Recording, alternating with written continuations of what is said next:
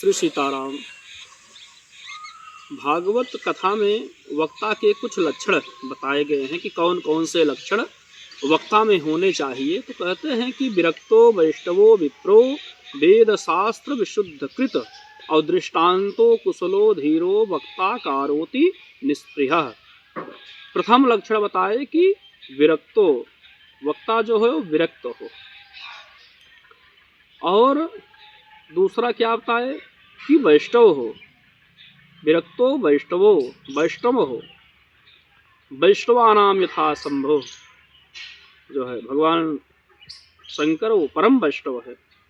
तो विरक्त हो और वैष्णव हो। विप्रो, और वह ब्राह्मण हो। वेद शास्त्र विशुद्ध कृत, और वेद और शास्त्रों को भली भांति जानता हो, पढ़ा हो।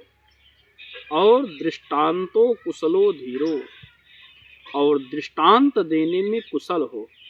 अगर कोई बात नहीं समझ में आ रही है तो उदाहरण के माध्यम से सरलीकरण करके वो दूसरों को समझा दे, ऐसा वक्ता होना चाहिए। दृष्टांतो कुशलो धीरो, दृष्टांत देने में कुशल हो वक्ता, ऐसा कार्योत निष्पृह, और निष्पृह वक्ता होना चाहिए।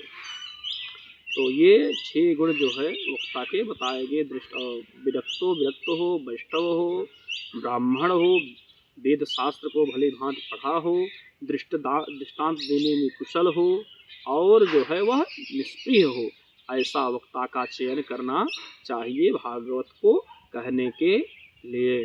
और कहते हैं विष्णु दीक्षा विहीना नाम नाधिकार कथा सर्वे। जो विष्णु दीक्षा से विहीन है उन्हें कथा कहने का अधिकार नहीं है। नाधिकार, अधिकार नहीं है। कथा सर्वे, कथा सुनने का भी अधिकार नहीं है। और कहते हैं कि कथा सुनिए, आप भगवान की कथा को सुनिए। कैसे सुनिए? तो घृतपानम पयःपानम, स्वल्पाहार करेंगे तो आप लघुशंका दीर्घशंका आदि लिए कोई समस्या नहीं होगी, इसलिए स्वल्पाहार करें।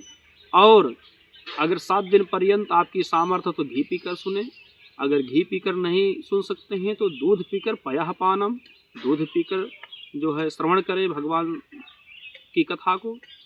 और अगर दूध पीकर भी नहीं रह पाते हैं तो फलाहार करें, फलाहार करके सुने। अगर फलाहार से भी आपको संतुष्टि नहीं मिल रही है तो भोजनम तो वरम मन्ये, कथा श्रवण करके दोनों समय भोजन करके पर भगवान की कथा अवश्य सुने।